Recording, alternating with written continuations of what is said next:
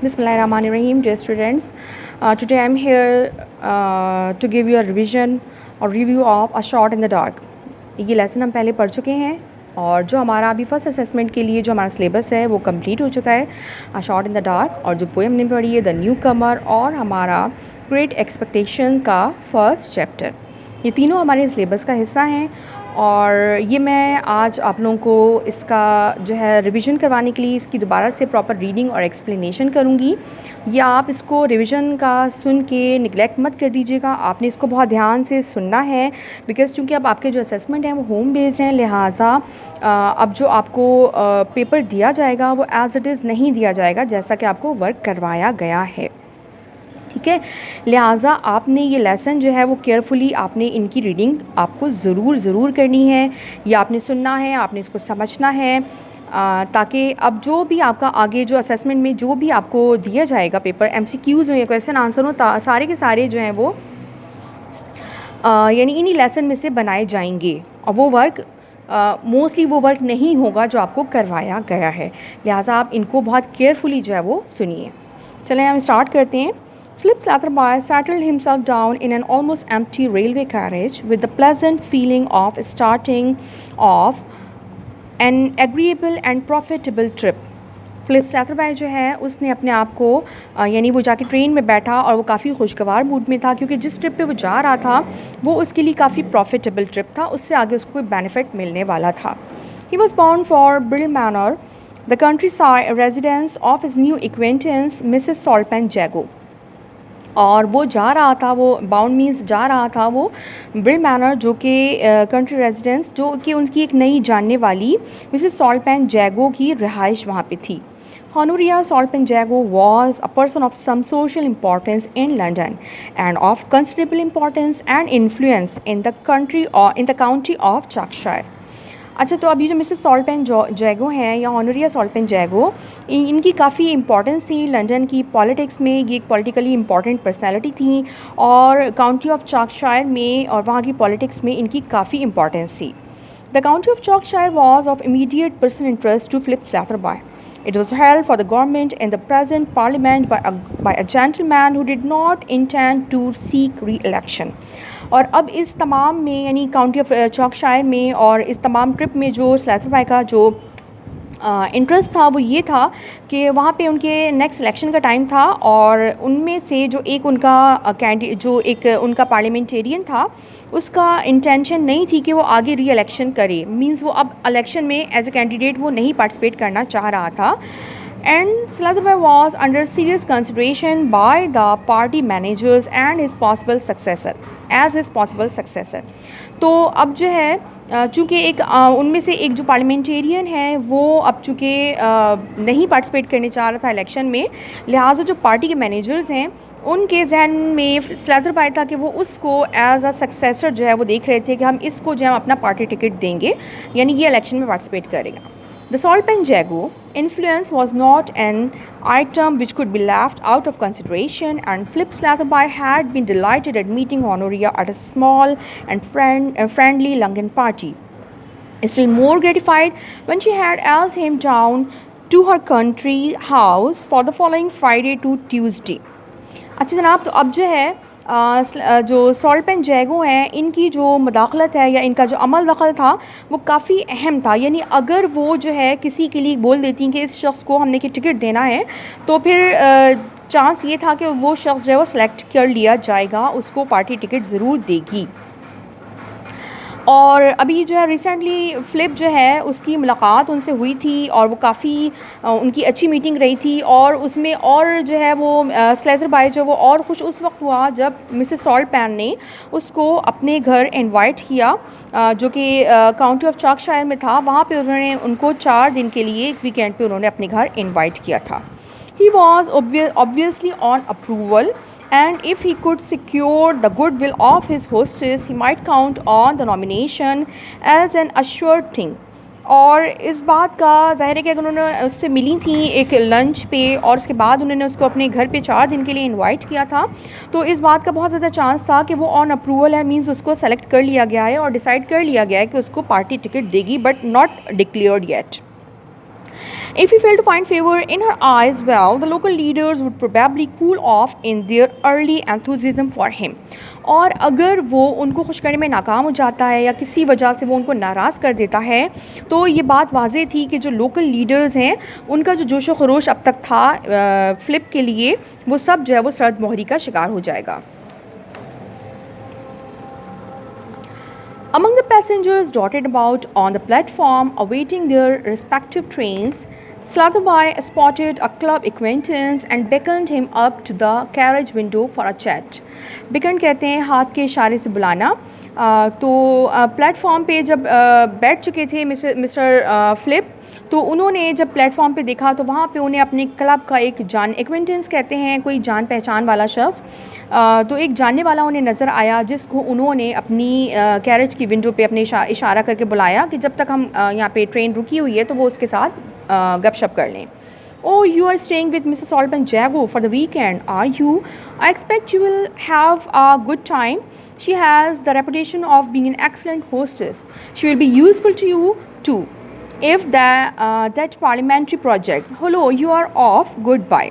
अब उस शख्स ने जब आते ही बोलना शुरू कर दिया, उसने बताया कि अच्छा मुझे पता चला है कि आप मिसेस सॉल्टपेन जैगो के घर जा रहे हैं इस वीकेंड पे, और मैं उम्मीद करता हूँ कि आपका टाइम वहाँ पे बहुत अच्छा गुजरेगा, क्योंकि उनकी रेपुटेशन जो है एज ए होस्टेस बहुत बेहतरीन है. वो एक बहुत बेहतरीन मेज़बान मानी जाती हैं, और मेरा ख्याल है कि आपके जो पार्लियामेंट का प्रोजेक्ट है उसके लिए भी आपके लिए यूज़फुल रहेगा. और इतने में जो है वो ट्रेन स्टार्ट हो गई तो उस शख्स ने उनको गुड बाय कर दिया.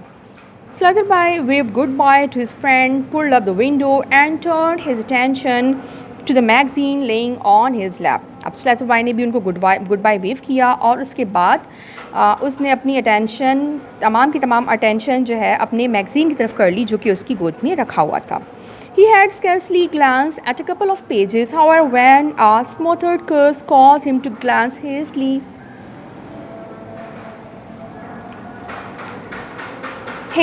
at the only other occupant of the carriage. अच्छा ना, तो अभी उन्होंने अपने मैगज़ीन को देखना शुरू ही किया था कि अचानक जो है मतलब अभी एक आध पेज ही उन्होंने जो है वो उसको देखा होगा कि अचानक उन्हें अपने कंपार्टमेंट में कोई जैसे कोई गुस्से कर्ज कहते हैं, गुस्से में कुछ भी बोलना, बड़बड़ाना, वो बददुआ भी हो सकता है, वो बैड वर्ड भी हो सकते हैं.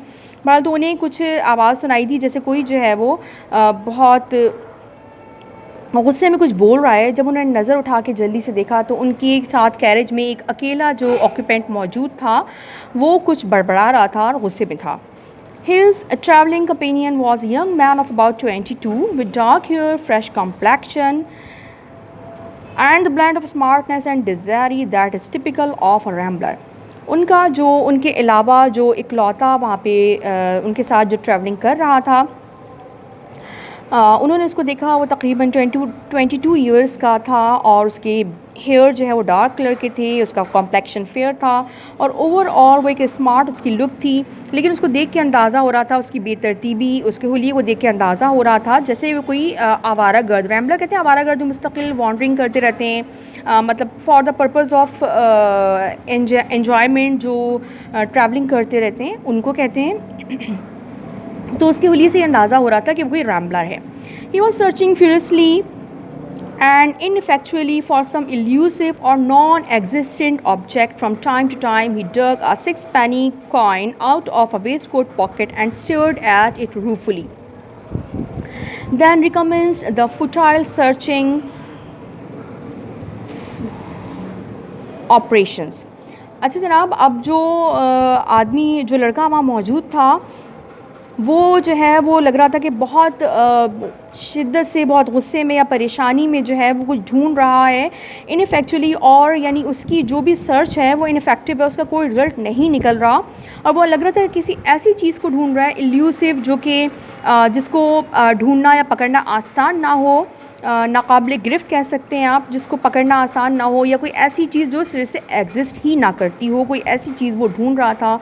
और हर थोड़ी देर बाद वो अपनी पॉकेट से एक 6 पेनी का कॉइन निकाल के उसको बहुत दुख के साथ देखता और उसके बाद दोबारा से अपनी वही सर्च स्टार्ट कर देता. A cigarette case, match box, की, silver pencil case, and railway ticket were turned out onto the seat beside him, but none of these articles seemed to afford him satisfaction. He cursed again, rather louder than before.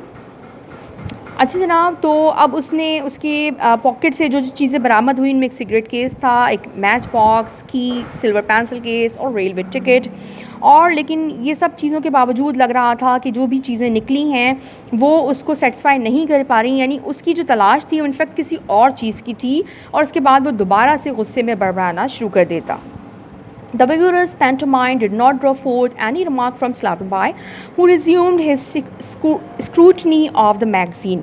और ये जो उसका एक dramatic वे में जो ये काम सब कुछ चल रहा था, जो शोर मचा रहा था, ये कर्सिंग कर रहा था, इन तमाम चीज़ों से पे जो है वो स्लेथरबाई ने कोई ख़ास अटेंशन नहीं दी और दोबारा अपने मैगज़ीन की वर्गर्दानी में लग गया। I say, exclaimed a young voice presently, didn't I hear you say you were going down to stay with Mrs. Saltpan Jago at Brill Manor? अचानक एक यंग वॉइस ने उसको मुखातिब किया और उसने उसे कहा, क्या अभी मैंने ये नहीं सुना कि आप ब्रिल मैनर जा रहे हैं जहाँ पे आप मिस सॉल्टपैन जैगो के मेहमान बनने वाले हैं? What a coincidence, my mother, you know I am going there on Monday evening, तो वी शैल मीट। फिर उसने बताया कि क्या अजीब इत्तफ़ाक़ है या खुशगवार इत्तफ़ाक़ है कि वो तो मेरी वालदा हैं और मैं भी वहाँ मंडे तक पहुँच जाऊँगा, मंडे की शाम में मैं वहाँ पहुँचूँगा और फिर हम लोग वहीं पे मिलेंगे। I am quite a stranger, haven't seen mother for 6 months at least, और मैं यूँ समझें कि फ़िलहाल तो 6 महीने से अपनी वालदा को नहीं देखा, तो 6 महीने से मैं अपनी वालदा के लिए बिल्कुल अजनबी हूँ। I was away yachting last time she was in town, और जब मैं आखिरी दफ़ा जब वो घर पे थी, ज़ाहिर वो भी एक पॉलिटिकल पर्सनैलिटी हैं तो वो भी हर वक्त घर पे नहीं होती, मुख्तलिफ ट्रिप्स पे रहती हैं अपने पॉलिटिक्स के सिलसिले में। तो उसने बताया कि जब लास्ट टाइम वो घर पे थी भी तो मैं वहाँ नहीं था, मैं जो है वो कश्ती रानी के लिए गया हुआ था। I am Bertie the second son, you know. I say it's an awfully lucky coincidence that I should run across someone who knows my mother just at this particular moment. I have done an awfully awkward thing. उसने अपना introduction करवाया कि मैं Bertie हूँ, Mrs सॉल्टपैन जैगो का दूसरा बेटा, और ये awfully lucky है मेरे लिए ये इत्तफ़ाक़ कि मैं एक ऐसे शख्स से मिल गया हूँ जो मेरी वालदा को जानता है, ख़ास तौर पे इस वक्त जबकि मैं एक शदीद परेशानी का शिकार हूँ और मैंने कुछ बहुत गलत या गड़बड़ कर दी है। You have lost something, haven't you? said Slatherby. Slatherby ने पूछा कि मेरा ख्याल है तुम कुछ गुम कर चुके हो, क्या ऐसा नहीं है? Not exactly, but left behind, which is almost bad, just as inconvenient. Anyway, I have come away without my coin purse with 4 quid in it, all my worldly wealth for the moment. उसने बताया कि नहीं, exactly ऐसा नहीं कह सकते कि मैंने कुछ गुम कर दिया, इनफैक्ट मैं कहीं भूल के या छोड़ के आ गया हूँ, और ये इस वक्त बहुत बुरा है और बहुत इनकन्वीनियंट है मेरे लिए, क्योंकि मैं जो है अपना कॉइन पर्स जिसमें मेरे तकरीबन 4 क्विड मौजूद थे। क्विड जो है वो स्लैंग लैंग्वेज में ब्रिटिश स्टर्लिंग पाउंड के लिए यूज़ होता है, तो 4 स्टर्लिंग पाउंड्स मेरे जो है उसमें थे, और वो मैं यानी इस वक्त के लिए मेरा कुल सरमाया जो कि मेरी जेब में था और मैं वो कहीं भूल के आ गया हूँ। जैसा कि अभी हमने अपने राइटर के बारे में पढ़ा है कि वो उनकी जो बर्थ है वो आई थिंक 1870 की है, तो ये ज़ाहिर काफ़ी पुराना टाइम है, आज से मोर देन 100 years अगो। ऑब्वियसली उस टाइम जो है वो ना कम्युनिकेशन टेक्नोलॉजी इस तरह की इतनी फास्ट थी, और भी ये हमारा जो बैंक है ATM या डेबिट या क्रेडिट कार्ड, कोई भी कार्ड उस टाइम नहीं हुआ करते थे, ना ही ऑनलाइन ट्रांजैक्शन या कैश जो है वो फ़ंड ट्रांसफ़र का कोई उस टाइम कॉन्सेप्ट था, लिहाजा उसके लिए बहुत मुश्किल था कि वो पैसे जो है वो अपनी वालदा से मंगा सकता या किसी सूरत अरेंज कर सकता। उसके बाद जो कुल 4 स्टर्लिंग पाउंड थे जो उस ज़माने में बहुत बड़ी रकम होती थी, वो जो है वो भूल के आ गया था। It was in my pocket all right, just before I was starting, and then I wanted to see a letter, and the coin purse happens to have my crest on it. So I whipped it out to stamp the seal with, and like an idiot, I must have left it on the table. तो उसने बताया कि हुआ ये कि अब से थोड़ी देर पहले तक वो मेरी पॉकेट में मौजूद था जब मैंने ये सफ़र स्टार्ट किया है। उससे पहले हुआ ये कि मुझे एक लेटर सील करना था। सील मींस किसी पे स्टैंप लगा के इस बात की श्योरिटी देना होता है कि ये जो है ये चीज़ जो मैं लेटर दे रहा हूँ ये यानी सील अगर आपके नाम की, आपके सिग्नेचर की कोई सील है या स्टैंप है, तो इस बात की ये कंफर्मेशन होती है कि ये लेटर आप ही की तरफ से है। तो उसने बताया कि जो मेरा कॉइन पर्स है उसके ऊपर हमारा क्रेस्ट बना हुआ था, तो मैंने अब वो निकाला और मैंने एक बेवकूफ़ों की तरह उसका जो क्रेस्ट उसके ऊपर जो कार्व किया हुआ था उसको, उस पे जो मेरा जो क्रेस्ट क्रैब हुआ था, तो उसको मैंने जो है वो एज ए स्टैम्प यूज़ किया। तो ये वो कह रहा है कि ये मेरी बेवकूफ़ी है कि मैंने उसको, अच्छा क्रेस्ट जो है वो लाइक आप कह सकते हैं किसी का कोई मोनोग्राम, जैसे किसी के सिग्नेचर के इनिशियल्स होते हैं या किसी कंपनी का किसी फर्म का कोई मोनोग्राम होता है, कोई ख़ास सिंबल जो वो लोग यूज़ करते हैं जिसमें नॉर्मली 1 से 2 अल्फ़ाबेट भी यूज़ किए जा रहे होते हैं। तो उसने बताया कि मेरा क्रेस्ट उसके ऊपर था जो मैंने निकाल के एज ए स्टैम्प यूज़ किया और मैं उसको रखना भूल गया और मेरा ख्याल है कि मैंने उसको वापस वहीं टेबल पे छोड़ दिया। I should have put it back. I had some change loose in my pocket, but after I had paid for a taxi and my ticket, I had only got this little 6 pence left. फिर उसने मज़ीद बताया कि मेरे पास वैसे तो कुछ खुले पैसे जो है वो कुछ कॉइन्स मौजूद थे मेरे पॉकेट में, जिनकी मदद से मैंने अब तक टैक्सी की पेमेंट की है और जो मेरा ट्रेन का टिकट है मैंने वो ले लिया है। लेकिन वो सब कुछ करने के बाद मेरे पास कुल टोटली 6 पेंस बचे हैं। ये 6 पेनीज़ जो है मेरे पास बची हैं। ऑब्वियसली वो किसी सूरत इनफ नहीं है। I am stopping at a little country in near bronchi for 3 days fishing. और मैं जो है अगले 3 दिन के लिए ब्रॉन्की में अपने फ़िशिंग ट्रिप पे जा रहा हूँ। वहाँ पे मैं एक इन कहते हैं होटल या सराय को, जो रहने वाला जो होटल होता है जब आप पेमेंट करके जो रहाइश अख्तियार कर सकते हैं, उसके लिए जो है मैं वहाँ पे मतलब रहूँगा और मैं फ़िशिंग ट्रिप पे वहाँ जा रहा हूँ। Not a soul knows me here, और वहाँ कोई एक शख्स भी ऐसा नहीं है जो मुझे जानता हो। And my weekend bill and tips and cab to and from the station and my ticket on to bill that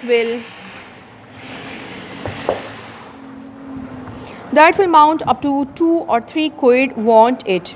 और उसने बताया कि अब मैं वहाँ पे जो मेरी रिहाइश होगी, होटल का बिल है और टिप्स वगैरह है, और यहाँ स्टेशन से होटल और होटल से स्टेशन तक वापस आने का जो किराया है, तमाम चीज़ों